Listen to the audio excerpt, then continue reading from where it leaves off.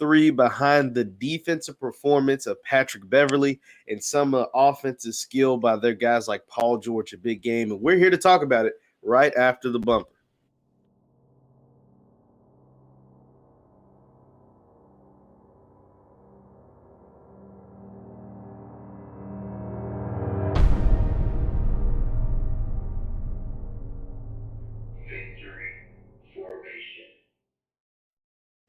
What's happening, everybody? Jeff Lightsy Jr. here with a Victory Formation in the Black Boss channel. Be sure to the thumbs up button, like, share, subscribe. I got my main man, Mr. Mark Webster Jr., Webby Webb's in the building, and we're here to talk about the Clippers versus the Suns. Game 3, the Clippers come away with the win.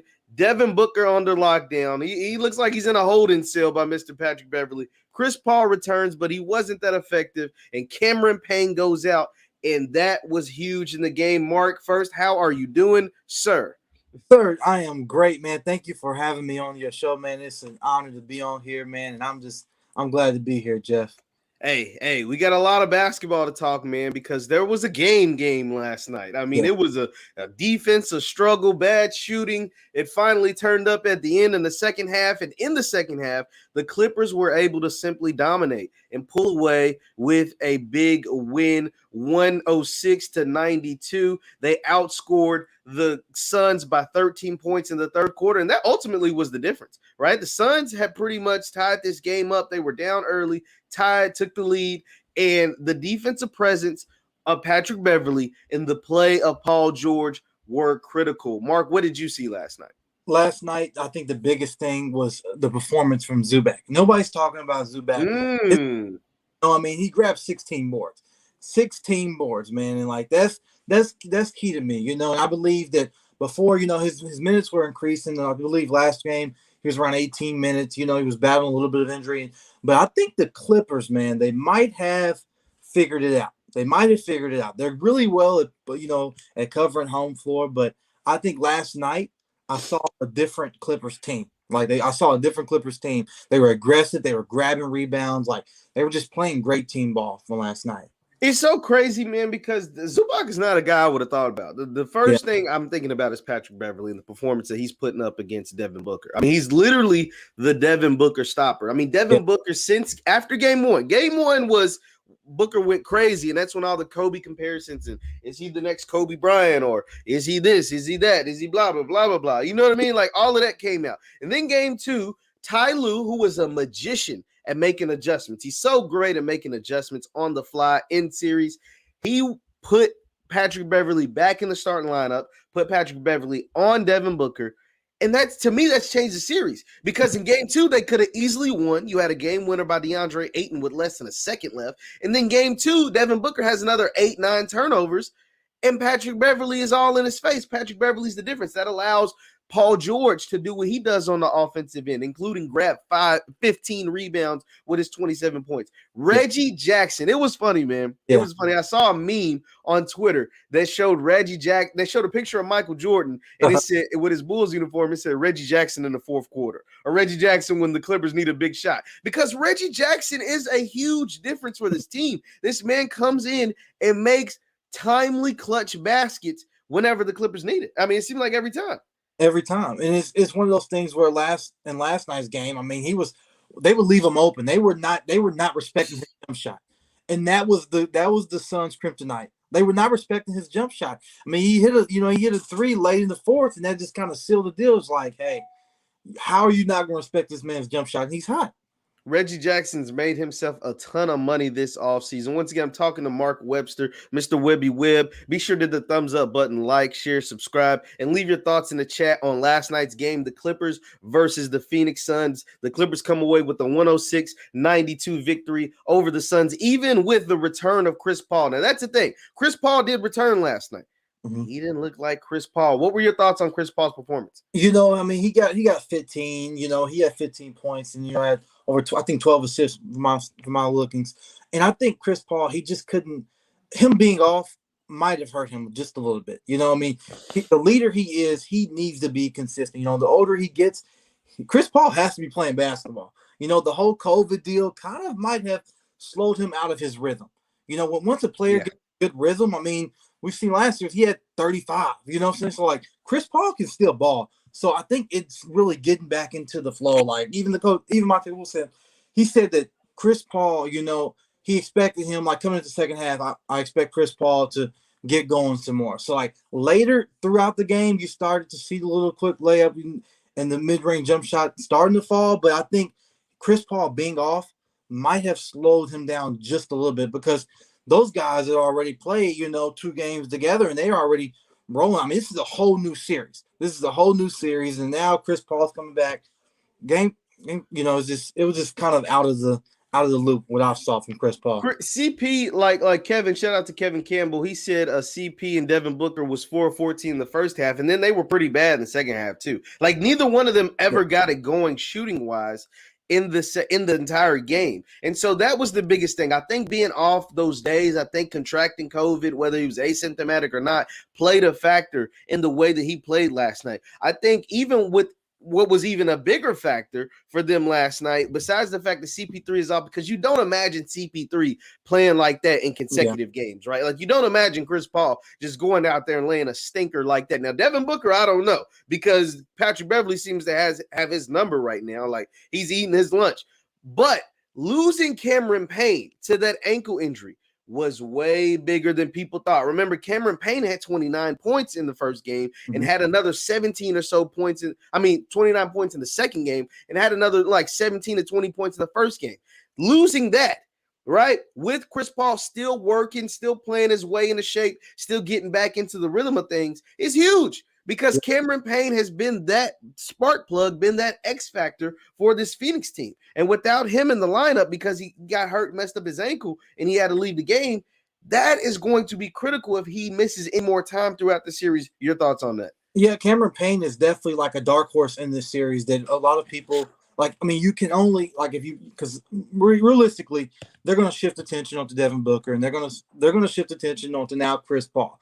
You have to have that player that gives a spark off the bench, or gives a spark, in that role, because I mean, he had 29, in the previous. So it's like, how can you assess like his value of play? Like, I mean, with Chris Paul on the floor is going to be crucial. So not having him is going to force guys to, like Jay Crowder, to step up. You're going to force other guys who might not have been used to that in this series. Like, we're talking about this series, to take that role. Like, I mean, a lot of guys were getting in foul trouble, and the Clippers, it's just amazed me that they I think that was a blessing in disguise for Cameron Payne to be out, because now they're looking at it like, okay, we're gonna do man to man, we're gonna lock y'all up. Like, we're gonna put our 5 against y'all 5, and we're comfortable with that.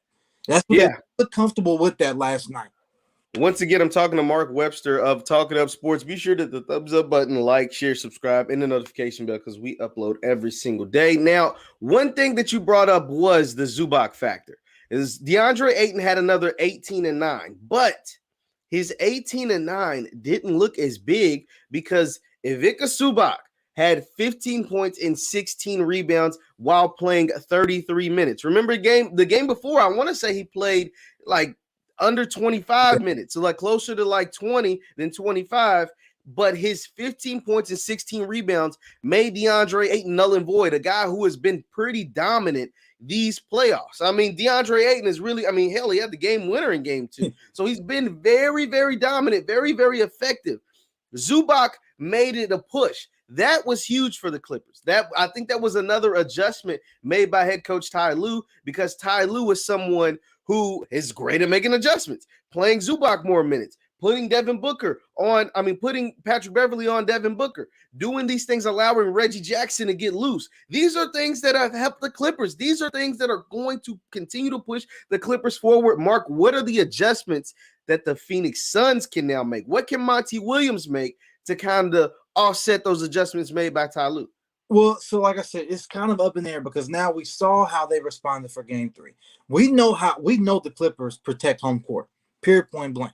Now it's up to the Suns to adjust. And I think by adjusting is they can't let Zubac control the boards. Like, Ayton has to control the boards. Like, and he has to be more aggressive. Like, he can't let Zubac get 15.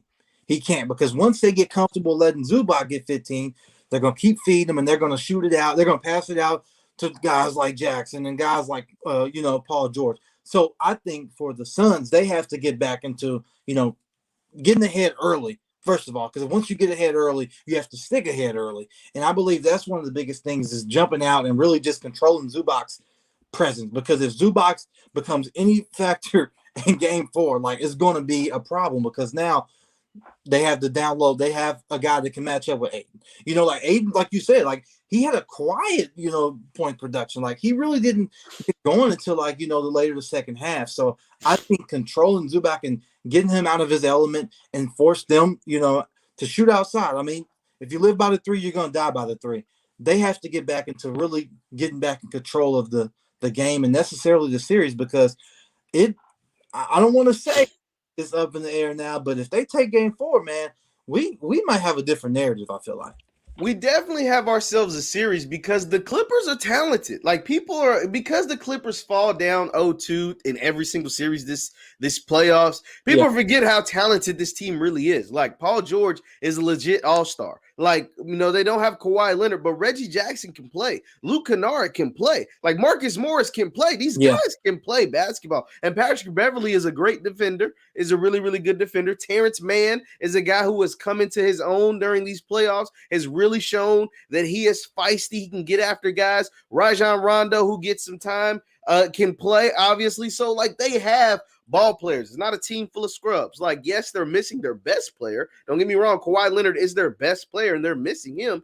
But this team still has ball players. Like, this team still has guys that can get after it. Like you said, Paul George and Zubac out-rebounding DeAndre Ayton, that's not going to work. Like, that's you're not going to win too many games like that. Like, Paul George grabbed 15 rebounds. Zubac grabbed 16 rebounds. Ayton only had 9. That is going, like, you're going to lose a lot of games like that. Like, that is what it is. Chris Paul shooting the way he shot.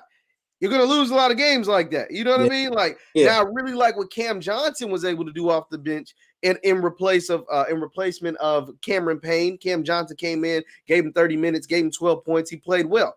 But they are going to have to step up as a collective now that Cameron Payne is out and Chris Paul's going to have to find his rhythm, and especially if Patrick Beverley continues to put the clamps on Devin Booker. Mark, I ask you this. If you're Devin Booker, what do you do to get this dude Patrick Beverley? I mean, he seems to be in his head at this point. Am I wrong? Man, you are absolutely right. I mean, but this is the Patrick Beverley we know. He likes to antagonize different players. He likes to get in players' head. I mean, we've seen it, years ago where he'll try to get LeBron's head. He tries to get in other players' head. Like Russ, him and Russ have a huge beef. He is known for that, and I feel like Booker might have a problem on his hand. He might have a problem if he can't show up game 4 and get back into his rhythm. He has to take control. Like if I'm Devin Booker, like I have to say, all right, I have to look in the mirror. All right, I preach all this Mamba mentality. I'm going to show them what Mamba mentality. I'm not going to score 15 points. I'm going to demand the ball. I'm not going to be served. I'm not going to sit back and try to, I know this is my team. I have to look at it as my team. If Chris Paul is going to shoot if they're going to combine, for 414, whatever that may be, you're not going to win ball games. And that is the difference between championship caliber teams and, pretenders at the end of the day. Yeah. You know what I'm saying? Like, regardless of what the Suns have done, now they've might have met, a team that's starting to figure it out. You know what I'm saying? Like, we've seen what the Clippers did in previous series. They go down 0-2. I think, like I said, Devin Booker, man, he's really got to own himself. He has it in him. The Clippers are a resilient team. They've come back from 0-2 twice. They're the only team to ever do it in one playoff series. They're looking to make it a third time because they're that good. They're that talented to be able to do that. Devin Booker's got to figure it out because you had 40-point triple-double that first game. You're kind of off the second game. You were way off the third game. Something Monty understand. I think Monty Williams knows he's not going to win too many more games in this series if Devin Booker continues to put up these 5, 6, 7, 8 turnover games. These games where Patrick Beverley's all in his grill. These games where Patrick Beverley seems to be getting in his head. Like, I think Chris Paul can try to null and void some of that, but Chris Paul can't be off either. Cameron Payne would have been able to null and void some of that too, but he's out the series. Like, he's out for the time being, and he might be hobbled even if he comes back in game 4. So those are a lot of factors. Like, guys are going to have to step up in replacement of Devin Booker as long as Patrick Beverley is giving him trouble. Once again, I ask you guys to please hit the thumbs up button, like, share, subscribe. So outside of the Clipper series, we might come back to that later, Mark, but we got game 2 of the Milwaukee Bucks versus the Atlanta Hawks. The Greek Freak and the Atlanta Hawks were stunned. I mean, the Greek Freak and the Milwaukee Bucks were stunned by Ice Trae, Mr. Ice Trae. Yeah. Last game, man, had 48 points, Mark. What do you expect from Ice Trae, from the Bucks, from Giannis, from the Hawks in game 2? What are your predictions? Jeff Lightsy, this is a series of unpredictable to me. I mean, let's look at it. Atlanta is known for, playing that aggressive ball. Like, they have a chip on their shoulder, I feel like. I mean, like, we looked at this previous years of how this team, they really trust the process. I know Joel Embiid said he likes to trust. No, Atlanta has trusted the process. And they have built a team that is going to be scary for years to come. But look at this series, man. You got Atlanta, they have been doing their things. We've seen what they did against the Knicks. We've seen what they did against Philadelphia. But then we can't ignore what the Bucks have done as well. They took out Miami, then they took out Brooklyn.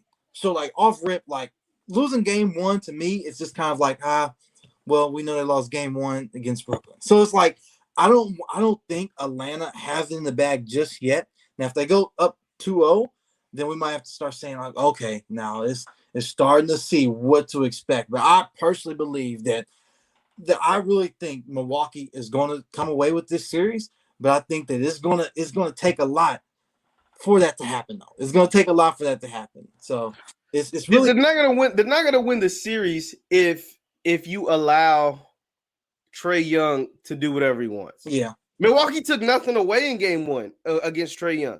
Off the pick and roll, he could Brook Lopez or Bobby Portis or whoever would fade back, so he had the shot. As far as the floater, he could step back, hit the 3, and he also had the lob. You got to take something away, man. Like you can't give the man everything that he wants. That's why he was able to shoot, make 17 shots and score 48 points. And then if you got too close, he was able to draw the foul. There is going to have to be major adjustments made by Coach Budenholzer in the Milwaukee Bucks because Giannis did his thing. He had like 34 points. He had 14 rebounds. He does what Giannis does. But that wasn't the problem. The problem was they couldn't stop Atlanta. They couldn't stop Trae Young. They couldn't stop every single thing that he was doing on the offensive end. There was no answer for. You can't. I mean, the man's over here shrugging his shoulders at the 3-point line. They throwing lobs off the backboard. Like, that is embarrassing. If you are the Milwaukee Bucks, you ought to be embarrassed after what happened in game 1. First of all, you were at home. You're at home. There's no excuse for what took place at home. Trae Young dropped 48 in your house. The man was shrugging his shoulders. The man was throwing lobs off the backboard. John Collins got 20-point double-doubles and dunking on people's heads and stuff. Like, that's got to be embarrassing. Like, your home fans were more excited about what the road team was doing and the performance that the road team was putting up and the things that they were doing than in your team. Like, they're rooting for Trae Young. They're about to say MVP in the Eastern Conference playoffs. So they have to take offense to that. They have to, get some pride and be like, yo, this can't happen no more, man. This ain't going down like this. Coach Budenholzer, he's not known for making adjustments. Well, it's going to have to be major adjustments made in the defense that you play on Trae Young. I get it. Drew Holiday is voted all first team all defense. Drew Holiday's this, and that. Man, but that pick and roll don't care about none of that. That Trae Young floater don't care about none of that, right? Like Trae Young drops that floater. Seems like it goes in every single time it leaves his hand. What are your thoughts on some of the adjustment Budenholzer needs to make? So I think it was more of like maybe Milwaukee might have underestimated. If we're being honest, I feel like they're coming off an emotional game 7. You feel me? Win against Brooklyn. You know what I'm saying? So like I believe personally they might have underestimated Ice Trae the gang. I mean, because if you look at him against them, like in the season, he was averaging 18.9 points per game. But when they played around that range, so him getting 48 was kind of maybe might have been a surprise, And I've seen it. Someone said John Collins was an X factor. That is humongous. Like that is John Collins. I love his style of play. Like I believe that him and Capella are like they're like the the Batman and Robin of this thing. Like they're really really key when it comes to like grabbing boards and like you said they have to make adjustments. Jeff, like if they don't make adjustments, my whole thing of them the Bucks going to the championship could really be out the window, and Atlanta really could make a huge surprise and take this series. Like because I mean. They went neck to neck with Philly. and we've seen what they did, with the Knicks. So they have a chip. It's so crazy, man, because at the All-Star break, Atlanta had a record under 500. And now they're in the Eastern Conference Finals. Not only are they in the Eastern Conference Finals, they're up 1-0 in the Eastern Conference Finals. This is something like most of us would have never, but I ain't gonna say most of us, none of us would have predicted. Yeah. If you're a Hawks fan, you would have thought they'd be the Eastern Conference Finals right now. Most people probably had them losing the first round to the Knicks, right? And then they upset the Philly in the second round, and now they got Milwaukee reevaluating basketball, right? Because on paper, Milwaukee is simply a better team than Atlanta, right? Like, I mean, with Giannis and Chris Middleton and Drew Holiday and PJ Tucker, like on paper, it's just like they have the better players. They have the better team. The problem with Milwaukee is that their second and third best players, no offense to these guys, they're good basketball players, but it is what it is. Their second and third best players are Chris Middleton and Drew Holiday. And the thing about guys like that who are, can be all-stars on some nights and some nights be duds, is that they're inconsistent. They're not real stars, real superstars in this game. And so at the end of the day, it's Giannis versus Trae Young. And Trae Young outperformed Giannis. And Trae Young has the opportunity to make baskets from further away. He, you know what I'm saying? Like, he's not just limited on what he can do, and he makes his free throws. And so therefore, when Chris Middleton and Drew Holiday have bad games, Milwaukee tends to have a bad result, right? So I don't expect Chris Middleton to be as horrible as he was in game one. So I think that's going to be a big difference. But it is something to look out for, the way they defend Trae Young. I'm very interested to see on what happens next. So I think the biggest thing, Jeff, is we have to know Trae Young, he's Mr. Do-It-All. Like, so if he's not hot shooting, he might have 25 assists, which means he's getting everybody involved. Like, he's getting Kevin involved. He's getting John Collins involved. He's getting Capella involved. He's getting Gallinari involved. Like, he's going to be the distributor for this team. And I believe them giving Trae Young any confidence of getting 48, I don't know, man. I don't know. That is a game changer. That is a game changer.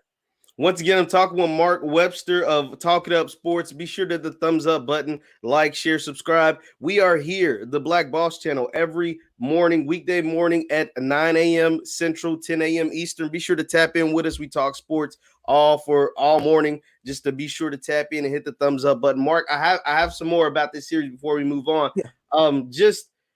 Do you see, even though they won game one, a lot of people still see Milwaukee winning this series. And I think you mentioned that you still see Milwaukee winning this series. Do you believe that, is there a legit chance of Trae Young and the Hawks actually pulling off this upset and winning this entire series?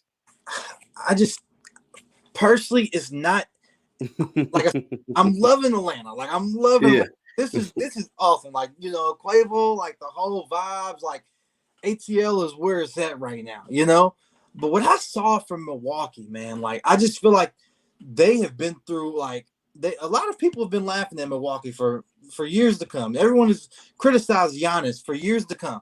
But I really think the Bucks are going to find a way to make adjustments. Like, I might eat my words, but I really think they're going to find a way to make adjustments and really get after it. I mean, if we look at it, they started off well. It's not like it was just completely just like Atlanta just took complete control. I really think the Bucks can find a way, but if they don't make adjustments game two, then it's a whole different ball game, Jeff. I mean, it's a whole different ball game. If Giannis doesn't continue to get his 34 or 35, and like you said, if Chris Middleton doesn't step up, and if he's not contributing 25, and if Drew Holiday's not contributing 25, and then the bench players as well, if Forbes and Portis aren't coming by getting their traditional points, then Milwaukee might have to reevaluate, because this team is hungry and they're out for blood. Atlanta's out for blood. Like, they don't care. They're going to your home and they'll beat you. Shout out to Robert Jackson. He says Atlanta, it's big for them to win tonight. And I'm kind of with him on that, because Milwaukee still has the better team, at least on paper, right? Like, they still have the better players. They have the two-time MVP. They have guys who have made all defensive teams, and PJ Tucker and Drew Holiday, and Chris Middleton is a guy that can go off at any moment. I think it is big for Atlanta to win this game if they want to really win this series, and here's why. Atlanta is still a young team, and I say this all the time on all my videos. Young teams don't win championships in the NBA. historically, right? Like, it's just not what happens. Every team that normally wins a championship is a veteran group of guys. Well, the best player on Atlanta is 22 years old. So there's no way they're way ahead of schedule. Like, they're not supposed to be this good this fast. Hell, they were under 500 at the All-Star break. So in order to continue the momentum, it will be very, very critical for them to win this game going back to Atlanta. That way they're up 2-0 heading home, right? Like, they're a 2-0, and that way that they can feed off that home crowd. And even if they drop game 3, they can come back and win game 4 and have a 3-1 lead, right? So that will be huge for them.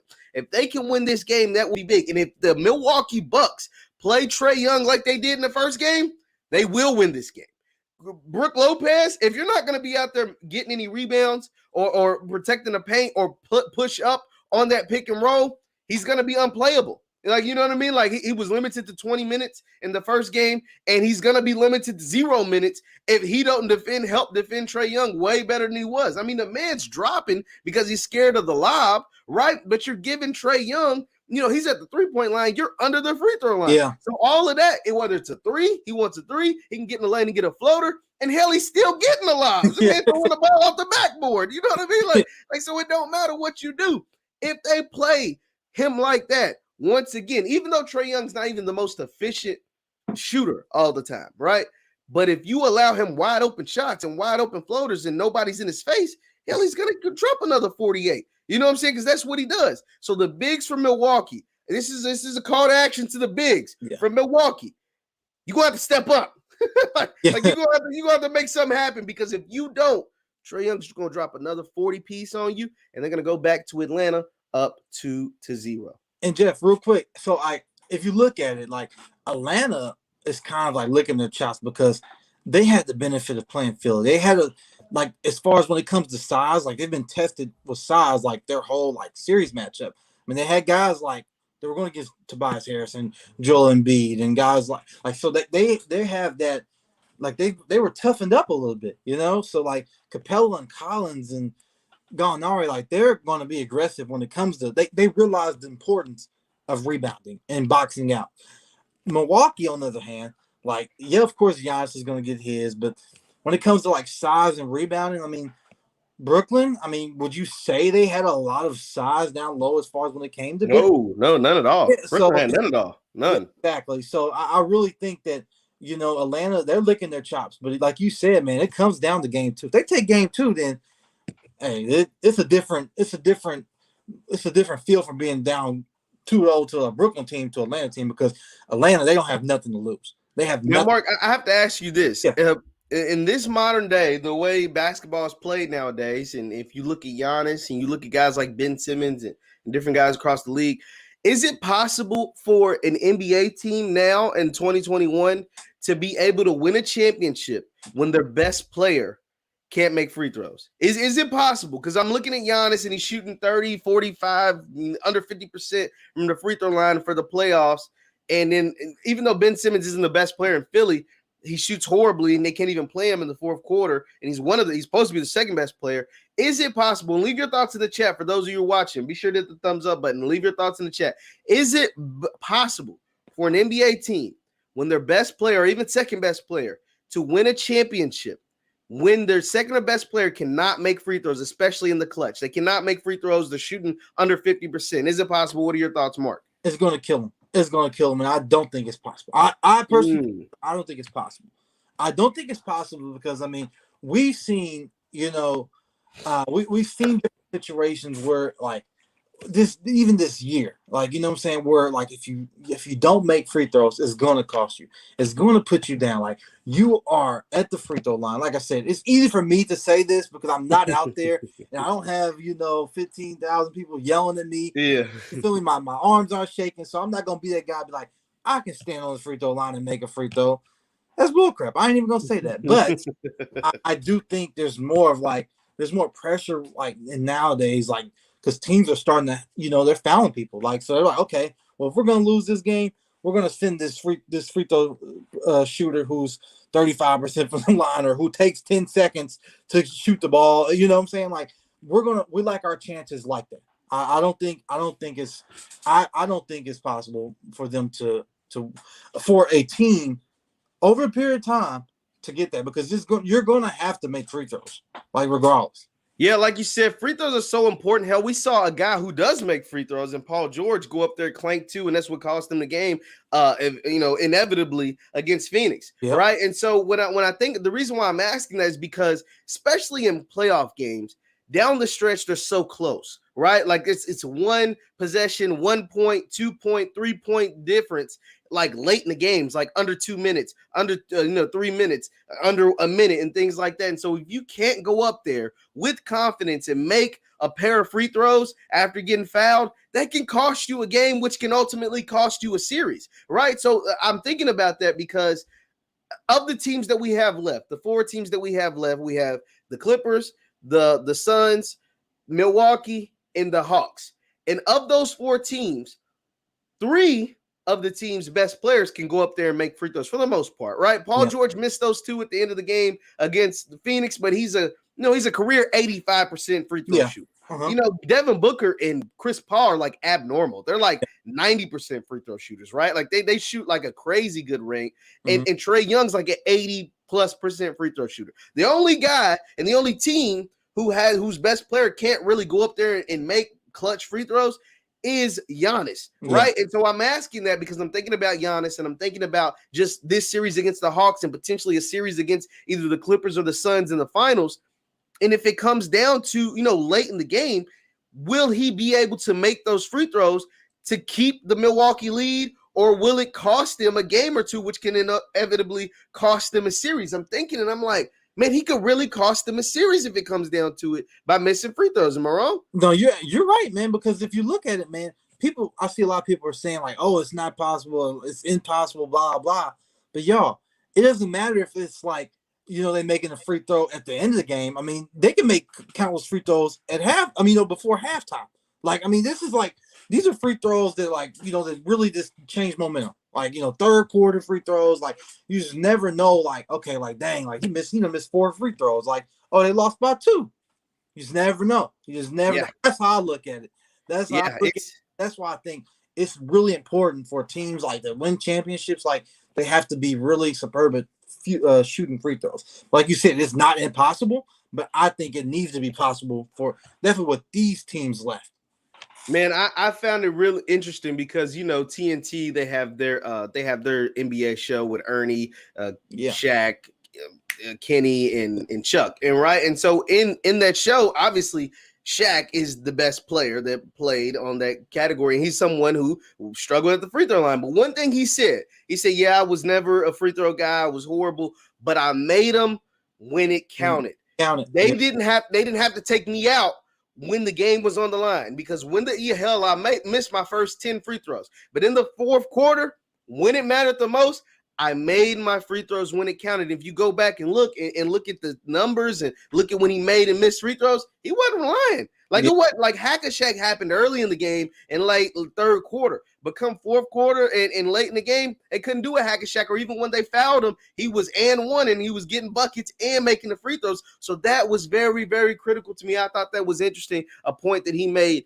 Speaking of free throws, and I'll get you out on this, Mark. Once again, I'm talking to Mark Webster of Talk It Up Sports. Be sure to hit the thumbs up button, like, share, subscribe. We're here every weekday morning at 9 a.m. Central, 10 a.m. Eastern. Mark, speaking of free throws, and I'll get you out of here on this. Ben Simmons. I haven't been able to talk to anybody about this. I've been doing a lot of podcasts by myself, talking about Ben Simmons, talking about what the hell's going on with him, Philly, Doc, now Rich Paul's involved. What are your thoughts? What is the next move for Ben Simmons in the Philadelphia 76ers? What do you think should happen with Ben Simmons? How does it work? How does it end with him in Philly? Lifetime Fitness. That's what they call him. LA Fitness. LA Simmons. LA Simmons, Because like there's videos of him circling around, going ham at LA Fitness, or something like that. But it probably wasn't LA Fitness. But I really think, but from reports I've been reading, Philly is still committed to Ben Simmons. Like they're committed to helping him. Like they're helping him in a sense. Now, do I think that is the truth? No, they have to get rid of Ben Simmons. Like they have to. Like he is causing them for their success. Like even if you hear other reporters and other analysts say, like, I mean, Ben Simmons is costing them. Like he probably cost them a championship. Like, I mean, he's passing up layups. Like he's just doing everything that it seems like he wants out. He seems like he wants out of Philly. Now this is where it gets interesting. Now, if he gets on a team like a Lakers, you know what I'm saying? How would that look? With a guy like, a guy like LeBron leading him. Like you said, like Rich Paul, like this guy. So, like, is there a conversation that LeBron can have to Ben Simmons that could like influence his game and take it to the next level? Is Ben Simmons really holding out, or is he just really just that bad? Like that's the question I have, because like my statement is that Ben Simmons is like, okay, he's costing a lot of people. I mean, if you look on social media, it's all over there. Like there's petitions to get Ben Simmons out of Philadelphia. So Philly's rough. Yeah, so Philly's rough. Yeah, Philly's a rough town, man. Philly's not a town that is going to stand for mediocrity. They're not going to. And if they're going to be mediocre, they're just going to let you know that you're mediocre, you're garbage. It was an interesting comment. Shout out to Dyra, man. Dyra says Ben Simmons is a true PG. He's not a scoring point guard. Dyra, I disagree with that, buddy. Ben Simmons don't need to play point guard, because if you're point guard, it's one thing to not really shoot very well. We've seen point guards in the NBA that haven't shot very well, whether it was like Andre Miller or whoever, right? It's another thing to not even attempt to shoot. And then if you get fouled, you go up there and shoot 35% from the free throw line. Like that, even the point guards who were never great shooters, right? They can at least make free throws. Yeah. Like, you know what I'm saying? Like even the true point guards can at least make free throws and can make an open jump shot if you left them open. They weren't always known as the best shooters. Y'all done played 2K and NBA Live back in the day, way before this 3-point stuff, when guys who were just like the, prototypical point guard weren't the best shooters, but could make an open basket. Ben Simmons doesn't do that. Like he doesn't give you any of that. And then if you foul him, he don't make his free throws. Hell, you can't play him late in games. Like that is the huge, big difference. And the thing is, like I said, not even just someone who isn't great at shooting the ball, but a guy who doesn't even attempt to shoot the ball is bad, man. It's bad. And the fact that he's scared, he runs from the ball at the end of games because he's scared of the free throw line, that's going to be tough. And the fact that him and Joel Embiid have been teammates for 4 or 5 seasons now, and I think they've hit their pinnacle. I think Ben Simmons needs a change of scenery. I think he needs to go. So I think I think he can still be a really good NBA player, right? Mm-hmm. But I think it's time for him to have a change of scenery, time for him to switch it up a little bit. Yeah, I get it. He's never going to be a shooter. He is what he is, but he's got to make free throws. You can't be a point guard and shoot 35% of the free throw line. That's just not going to cut it, man. I don't know. That's just not going to cut it for me. And he's had a couple triple doubles this season as well. Like, so I mean, he can rebound and he can, dish it out. And he can defend. He can defend his tail off. Yeah, you know what I'm saying? He might get you that 10 points to make the triple double.